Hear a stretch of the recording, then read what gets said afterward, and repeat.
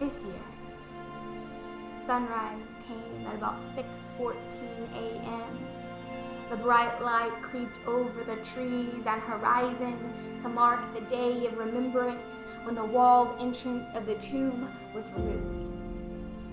And yet, this year, in this instance, the entrance to so many places remained shut, walled in not by the stone of a tomb, but sealed by what to many feels like doom, an impending fear that cannot be seen and yet is felt like the hush of silence.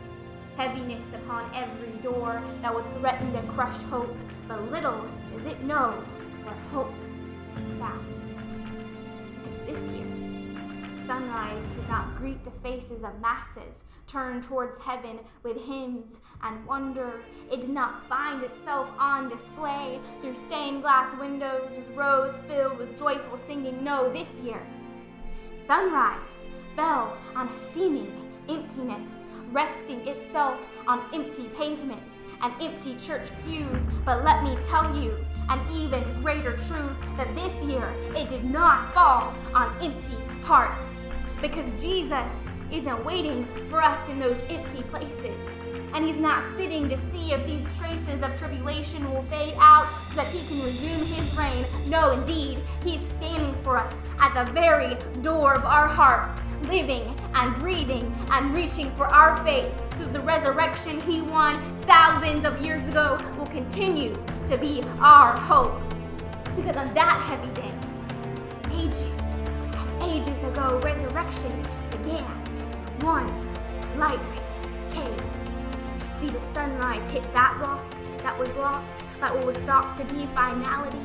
But my friends, death's victory could only cover for a moment what was living on the inside. And in a second, the breath of eternity broke every bond, and the song of triumph, sung long before this wrong took place, broke that rock loose. And so now for us who believe, buildings may be empty, streets may be wiped clean, but our hearts have received an overflowing abundance, struck into existence by the breathless one, now breathing deep.